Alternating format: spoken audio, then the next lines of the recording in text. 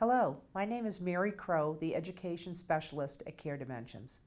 Today, I'd like to guide you through completing a MOLST form. MOLST stands for Medical Orders for Life-Sustaining Treatment. The Massachusetts MOLST form is a Massachusetts DPH-approved standardized medical order form for use by licensed Massachusetts physicians, nurse practitioners, and physician assistants.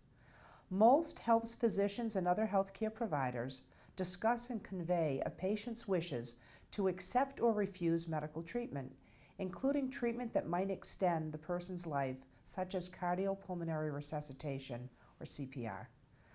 Honoring patients' preferences is a critical element in providing quality end-of-life care.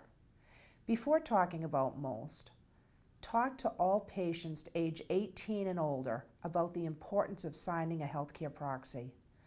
When medically indicated, initiate advanced care planning conversations with the patient.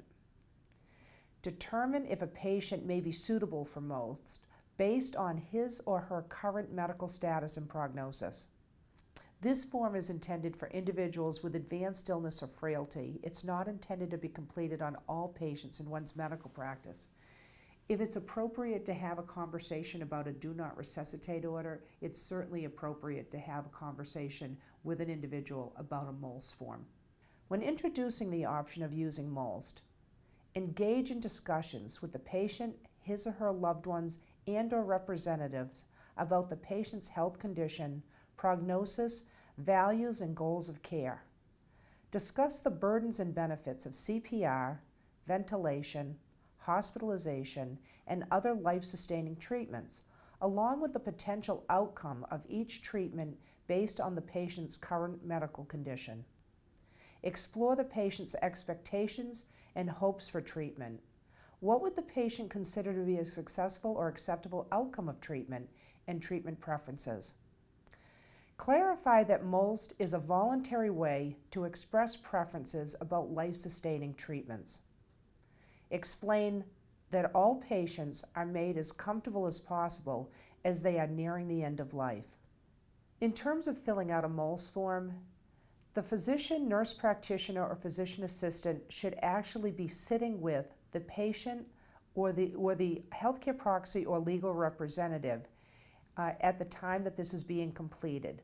This is not a form that's to be taken home and filled out and to be brought back. This is something that involves a discussion between the healthcare provider and the individual or their legal representative. When filling out the MOLST form with a patient, on page 1, fill out sections A, B, and C to reflect the patient's preferences. Instruct the patient, healthcare agent, or authorized representative to fill in section D completely. Section E is filled out by a physician, nurse practitioner, or physician assistant.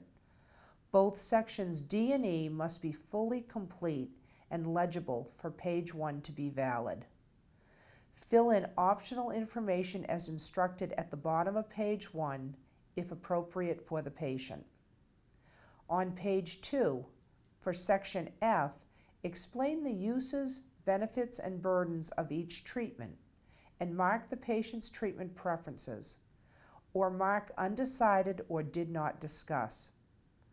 Talk with the patient or healthcare agent about what other treatment preferences to include, if appropriate, for example, use of blood products, antibiotics, or hospice care. Instruct the patient, healthcare agent, or authorized representative to fill in section G completely. Section 8 is filled out by a physician, nurse practitioner, or physician assistant. Both sections G and H must be fully complete and legible for page 2 to be valid. Explain that the MOLST form should be kept with the patient, put where it's easy to find, for example, on the refrigerator door or at bedside, and taken with the patient in a purse or a wallet when they're outside the home. Discuss decision-making about calling 911 in an emergency based on the patient's MOLST preferences. Copy the MOLST form for the patient's records and discuss who else needs a copy, for example, the healthcare agent. Rediscuss the content of the MOLST form with the patient whenever there's a significant change in the patient's health status, treatment preferences, or goals of care, the healthcare setting, or the level of care. Void the MOLST form and fill in a new MOLST with updated instructions if one is desired by the patient.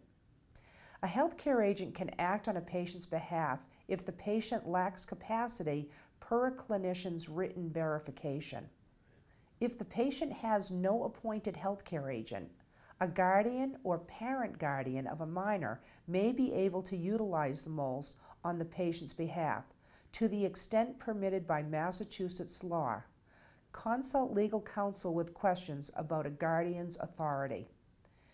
When printing the Massachusetts MOLST form, do not alter the MOLST form. EMTs have been trained to recognize and honor the standardized MOLST form. Print the original Massachusetts MOLST form on bright or fluorescent pink paper for maximum visibility. EMTs are trained to look for the bright pink MOLST form before initiating life-sustaining treatment with patients. Print the MOLST form, pages 1 and 2, as a double-sided form or on a single sheet of paper. Provide an electronic version of the downloaded MOLST form to your institution's forms department or to personnel responsible for copying, providing forms in your institution. Some patients might be confused between a healthcare proxy form and a MOLST. A MOLST form is a medical document that can be acted on immediately based on a person's current medical situation.